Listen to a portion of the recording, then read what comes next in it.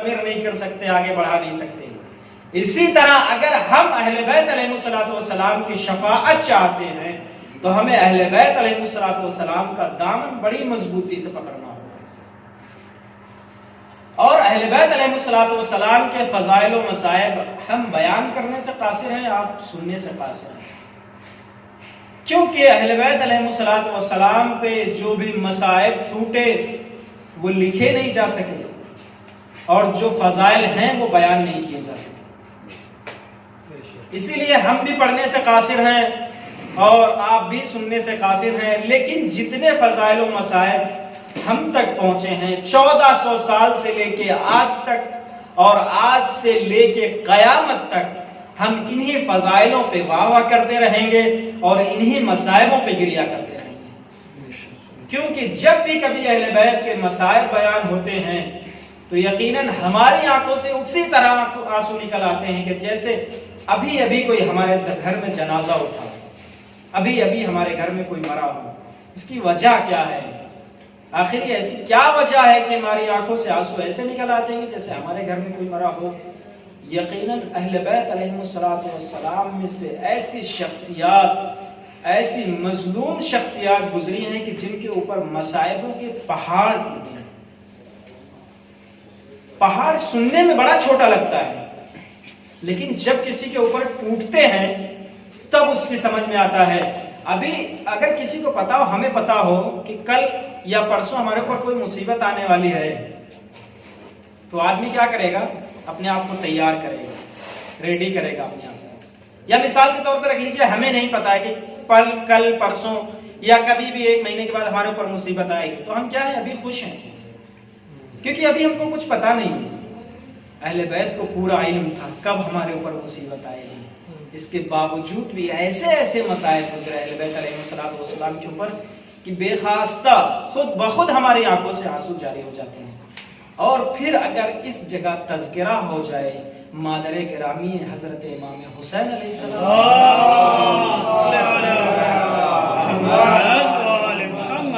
تو پھر اس جگہ مصائب کی انتہا ہو جاتی ہے۔ ایسے مصائب کہ جو نہ کسی کے اوپر گزرے اور نہ کسی کے اوپر بیتے۔ کون کون سے لقب تھے جناب فاطمہ زہرا صلوات اللہ علیہا کی؟ رسول سے پہلے ام ابیہ بھی تھی، رضیہ بھی تھی، مرضیہ بھی تھی، محدثہ بھی تھی، طاہرہ بھی تھی، لیکن بعد از رسول مقتولہ، مغصوبہ، محرومہ، مستحدث المقہورہ ہو گئی، سب کچھ چھین لیا گیا۔ ام ابیہ سنا ہوگا اپنے باپ کی ماں، کیسے جب رسول کائنات جہاد کر کے گھر واپس آیا کرتے تھے تو جناب فاطمہ زہرا صلوات اللہ علیہا اپنے باپ کے بدن سے خون کو صاف کیا کرتی تھی، ایسے خیال رکھتی تھی اپنے والد محترم کا کہ جیسے ایک ماں اپنے بچے کا خیال رکھتی ہے۔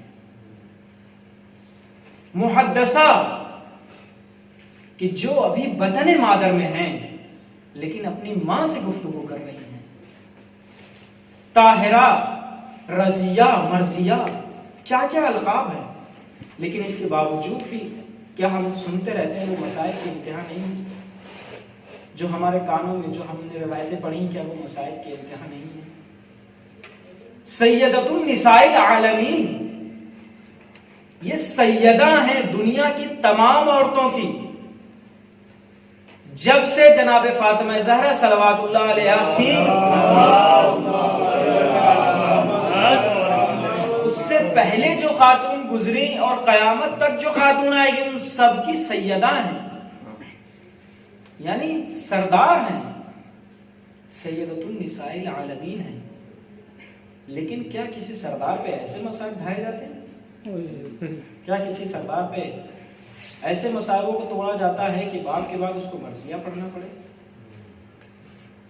بہت زیادہ نہیں، بس 10 سے 15 منٹ بس فقط شہادت بیان کریں جناب فاطمہ زہرا صلوات اللہ علیہا۔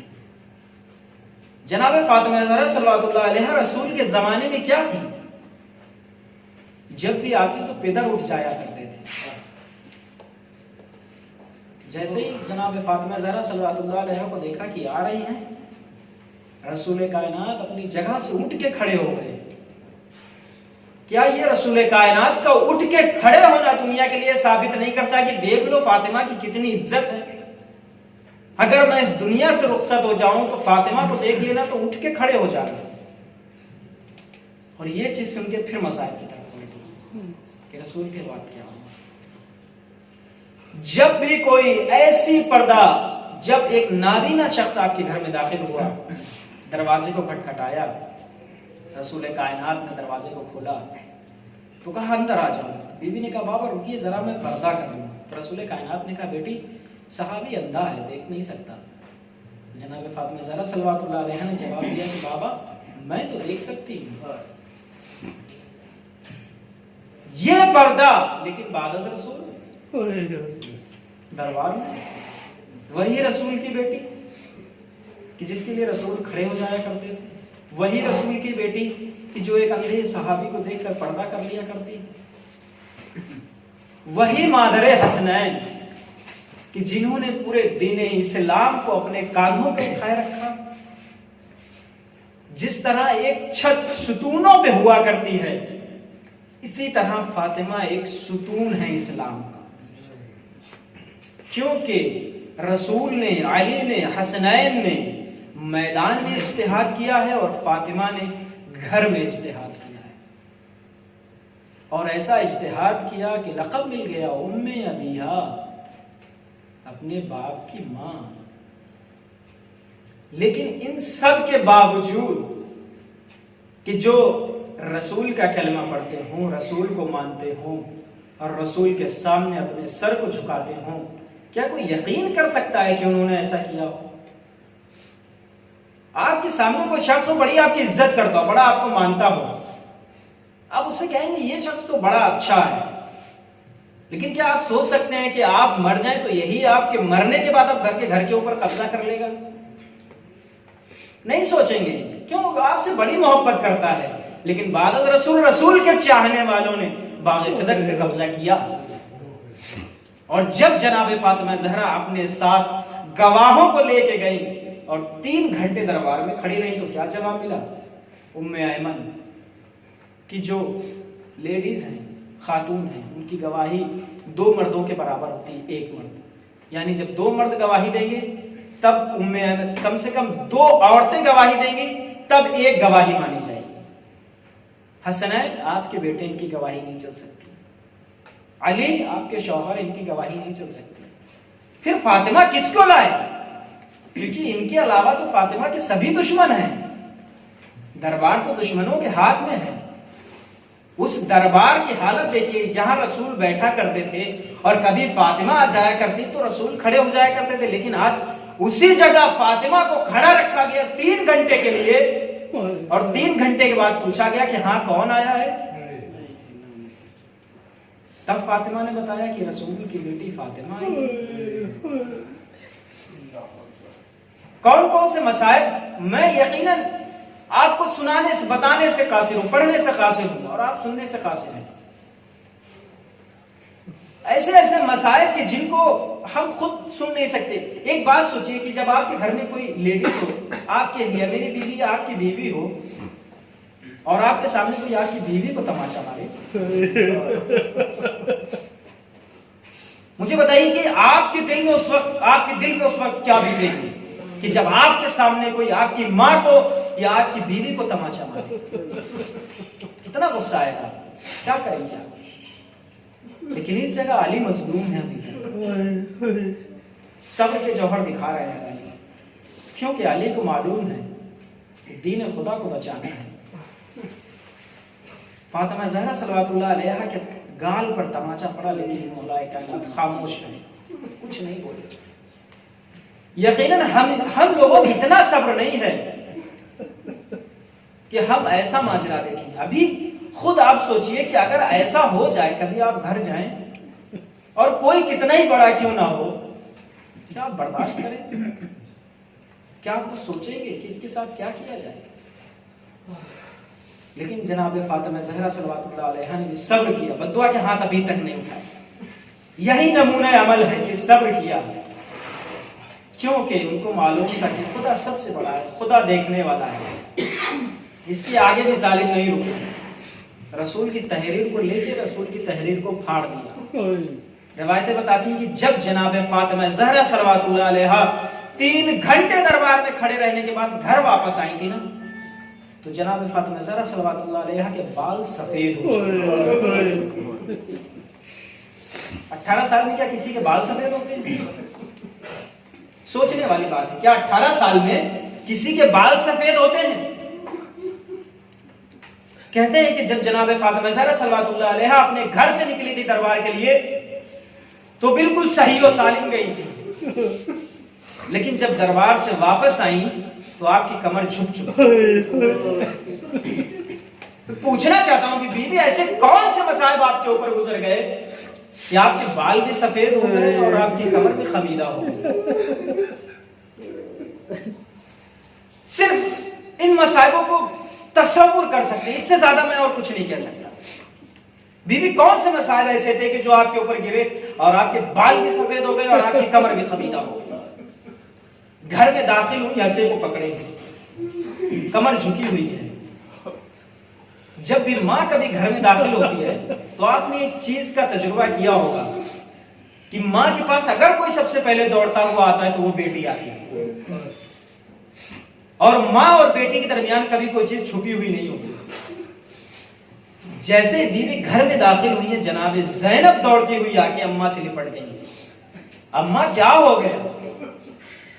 جناب زہرا صلوات اللہ علیہا بیٹھ گئی اور بیٹھنے کے بعد کہا بیٹی سب کیونکہ آج تیری ماں کے اوپر وہ مصائب گزرے ہیں کہ جو کسی خاتون کے اوپر نہیں گزرے. آج تیری ماں کے اوپر وہ مصائب گزرے ہیں بیٹی کہ ایک دن آئے گا تو بھی ان مصائبوں کا سامنا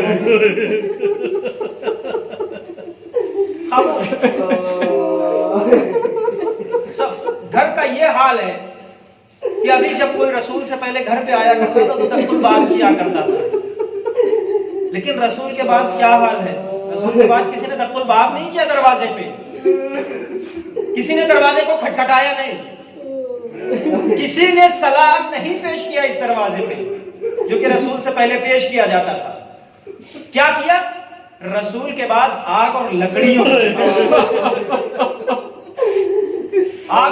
کو جمع کیا ہے کہ جس دروازے پر رسول کے سامنے نقل الباب کر کے سلام کیا جاتا تھا السلام علیکم یا اہل بیت النبوۃ، آج اس دروازے پہ آگ اور لکڑیاں جمع کی گئی ہیں. کون سے چاہنے والے ہیں، کون سے ماننے والے ہیں، خدا لعنت کرے ان کے اوپر. آگ لکڑیاں جمع ہوئی، اور ایسی ویسی بھی لکڑی نہیں. لکڑیوں کے بارے میں تو آپ نے سنا ہوگا، ایک قسم کی لکڑی ہوتی ہے کہ جس میں اگر آگ لگ جائے تو بڑی دیر تک جلا کرتی ہے.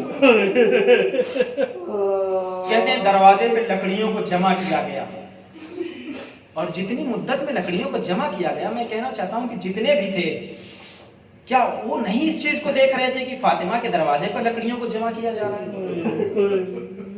کیا وہ یہ نہیں دیکھ رہے تھے کہ جس دروازے پہ سلام پیش کیا جاتا تھا اس دروازے پہ کیا ہو رہا ہے؟ خیر بات آگے بڑھی، آگ اور لکڑیوں کو جمع کیا گیا، باقاعدگی سے لکڑیوں میں آگ لگائی گئی. کیوں؟ تاکہ دروازہ قاعدے سے جل جائے. جب یہ آواز دی گئی دروازے سے کہ ابو الحسن کہاں ہے، ابو الحسن کو باہر نکال دو، اور دروازے پہ شور کی آواز سنی. آپ مجھے ایک چیز بتائیے، جب ابھی آپ اپنے گھر پہ ہوتے ہیں اور آپ کا دروازہ کوئی بہت زیادہ تیزی سے پیٹے تو سب سے پہلے کیا ہوتا ہے؟ آپ کے گھر میں جو خاتونیں، ہمارے گھر میں جو خاتونیں ہوتی ہیں نا، وہ سہم جاتی ہیں کہ آخر ایسا کیا ہو رہا ہے کہ دروازہ کسی نے اتنی تیز پیٹ دیا. جب زیادہ تیز دروازے کی آواز آئی تو جناب زہرا صلوات اللہ علیہا نے اپنی آبا کو سر پہ ڈالا، دروازے اور دیوار کے درمیان آ کے کھڑی ہو گئی. جناب زہرا نے پوچھا کہ آخر کون ہے؟ آواز آئی ابو الحسن کو باہر نکالو ورنہ میں دروازے میں آگ لگا دوں. اس سے پہلے کہ کچھ جواب آتا دروازہ جلنے لگا. بیوی ابھی دروازے کے پیچھے کھڑی ہوئی. جب دروازہ جل گیا تو ملعون نے دروازے پہ ایک ایسی لات ماری کہ دروازہ جو کھلا، دروازے اور دیوار کے درمیان بیوی کھڑی تھی. بس بیوی دروازے اور دیوار کے درمیان ایسی پسی کہ آواز بھی فضا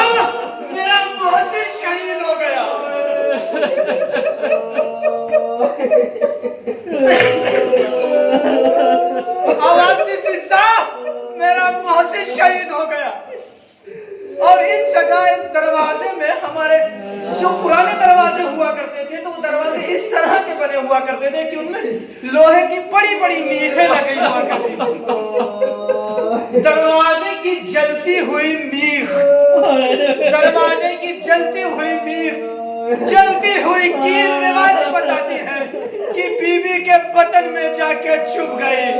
جیسے بی بی کے بطن میں چھپی بی بی نے آواز دی, فضا ارے مجھے سہارا دو, فضا مجھے سہارا دو, میرا محسن شہید ہو گیا. روایت بتاتی ہے کہ بی بی زمین پہ گر گئی اور سنبھل نہیں سکی. عزیزان محترم, جیسے ہی بی بی زمین پہ گری, فضا نے پڑھ کے بی بی کو سنبھالا. ملعون گھر میں داخل ہوئے, علی کے گلے میں رسی کا پھندا ڈالا. جیسے بی بی نے دیکھا نا, فوراً علی کے دامن کو پکڑ لیا. بڑا مصائب کا جملہ ہے اس جگہ. بی بی نے علی کے دامن کو پکڑ لیا اور کہنے لگی, میرے والی و وارث کو گھر سے لے کے نہ جاؤ. جیسے ہی ملعون نے دیکھا, اپنی تلوار کو باہر نکالا اور سیدھی جانب سے وار نہیں کیا, تلوار کو الٹا کیا. جہاں سے تلوار کو پکڑا جاتا ہے, ارے وہ حتیٰ بی بی کے ہاتھ پہ مارا. ارے بی بی کا ہاتھ سے علی کے دامن چھوٹ گیا. بی بی نے کہا, فضا میں اپنے ہاتھوں کو بلند کرنے جا رہی ہوں, سلمان نہیں منظر دیکھا. اجرکم اللہ, خدا آپ کو کوئی غم نہ دے سوائے غم سید الشہداء کے. ایک مرتبہ جیسے سلمان نے یہ دیکھا, فوراً مولا کو خبر کی. مولا نے سلمان کو بھیجا, جاؤ فاطمہ سے کہہ دو کہ بد دعا کے لیے ہاتھ نہ اٹھائے. لیکن ادھر بد دعا کے لیے ہاتھ اٹھتے, اپنے والوں کو پریشان کرتی فاطمہ. ارے مسجد نبوی کی دیواریں بلند ہونے لگی. ارے شاید مسجد نبوی کی دیواریں اس لیے بلند ہو رہی تھی کہ فاطمہ جب اپنے والوں کو پریشان کرے تو ان دیواروں سے پردہ ہو جائے. میں کہوں گا, بی بی ارے ذرا اپنے بات زینب کو دیکھیے کہ سر سے ردا چھن گئے. ارے کوئی دیوار نہیں ہے کہ جس سے زینب پردہ کرے. ارے بی بی ام کلثوم کے سر سے چادر چھن گئی, لیکن کوئی دیوار نہیں ہے کہ جس سے ام کلثوم پردہ کرے. اجرکم اللہ, خدا آپ کو کوئی غم نہ دے سوائے غم سید الشہداء کے. رو لیجیے, گریا کریے, کیونکہ روایتوں کے مطابق جناب فاطمہ زہرا صلوات اللہ علیہا کی شہادت پرسوں ہوگی. پرسوں شہادت جناب فاطمہ زہرا صلوات اللہ علیہا کی واقع بھی شہادت واقع ہو گئی. سب کچھ تیار ہو گیا. اب علی جناب فاطمہ زہرا صلوات اللہ علیہا کو غسل دینے کے لیے تیار ہوئے. مولا غسل خانے میں گئے, غسل دے رہے تھے کہ اتنی بڑی چیخ ماری. غسل دینے کے بعد جب مولا واپس آئے تو سلمان نے پوچھا, مولا آپ نے بہت بڑی بڑی جنگیں کی ہیں, بہت بڑی بڑی جنگیں آپ نے کی ہیں, لیکن ایسی کیا بات تھی کہ آپ غسل دینے میں رونے لگے اور اتنی تیز چیخ ماری؟ مولا جواب دیتے, سلمان تمہیں نہیں معلوم, سلمان فاطمہ نے مجھ سے اتنی بڑی بات چھپائے رکھی, اتنے دن گزر جانے کے بعد مجھے بتایا نہیں. مولا کیا بات تھی؟ کہا سلمان فاطمہ کی پھسلیاں چکنا-چور ہو گئی تھی. سلمان فاطمہ کی پھسلیاں ٹوٹ گئی تھی. مجھے نہیں معلوم کہ فاطمہ نے اتنے دنوں تک سانس کیسے لی. میں اس جگہ چھوٹا سا واقعہ ذکر کروں گا. ایک عالم جناب فاطمہ زہرا صلوات اللہ علیہ کی شہادت کی مجلس پڑھ رہے تھے, مصائب پڑھے, لوگوں نے بڑا گریہ کیا. مجلس ختم ہوئی, ایک شخص بیٹھا تھا فرش عزا پہ, گریہ کرتا رہا, خاموش نہیں ہوا. عالم اترنے کے بعد پوچھا, کیا بات ہے؟ پریشان ہو, کوئی گھر کی مشکل ہے, کیا بات ہے, تم ابھی تک کیوں گریہ کر رہے ہو؟ اس نے جواب دیا, مولانا میں ہڈیوں کا ڈاکٹر ہوں, میں ہڈیوں کا ڈاکٹر ہوں, اور جب کسی کی پسلیاں ٹوٹ جایا کرتی ہیں تو ہر سانس پہ اس کے لیے قیامت گزرتی ہے.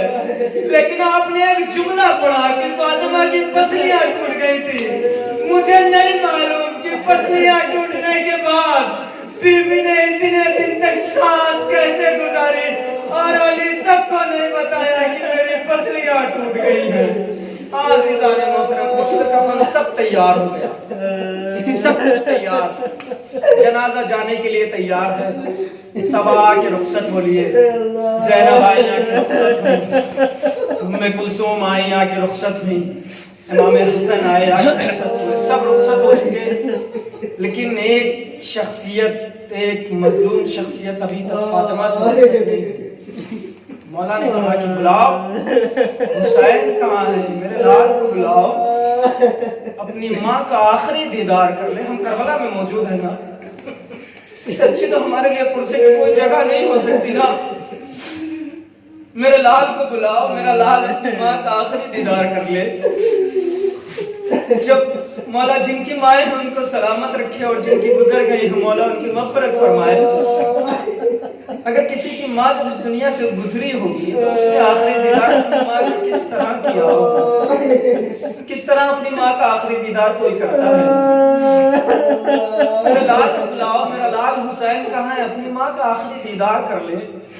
रिवायतें बताती हैं कि घर के दरवाजे पर इमाम हुसैन अलैहिस्सलाम अपने दोनों हाथों को ऐसे रखे हुए अपने दोनों हाथों को खड़े हैं। मौला ने बुलाया, आओ मेरे लाल अपनी माँ का आखिरी दीदार करो। इमाम हुसैन अलैहिस्सलाम कहते हैं, बाबा मैं माँ के पास तब तक नहीं जाऊंगा जब तक मुझे माँ खुद नहीं बुलाएगी।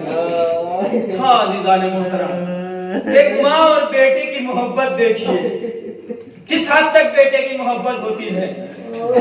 माँ और बेटे की मोहब्बत यह है कि बेटा कहता है कि बाबा जब तक मुझे माँ खुद नहीं बुलाएगी मैं माँ के पास नहीं जाऊंगा। एक मर्तबा जैसे ही आवाज गूंजी फौरन ज़मीन और आसमीन थर्रा गए, तो हाथ कफन के अंदर से बाहर निकले और आवाज आई, आजा मेरे लाल हुसैन, आजा मेरे लाल, मेरी आगोश में आजा। अरे जैसे ही बेटे ने माँ के हाथों को देखा, माँ की तरफ दौड़ता हुआ गया, माँ के गालों पे अपने गाल को रख दिया। अम्मा, अरे जब मैं करबला जाऊंगा तो मेरे साथ कौन होगा? अरे अम्मा, जब मेरे गले पे खुद खंजर चलेगा तो कौन होगा? अरे अम्मा, जब ज़ैनबों पे सर से चादर छिनेगी तो कौन आएगा? आवाज आई, ए मेरे लाल हुसैन, अरे तुझसे पहले तेरी माँ करबला में मौजूद होगी, तेरे मैदान मक़तल को अपने बालों से साफ करेगी और आवाज देगी, आजा मेरे हुसैन, मेरी आगोश में आजा, आजा मेरे लाल, मैंने तेरा मख्तार अपने बालों से साफ किया, आजा मेरे लाल, मेरी आगोश में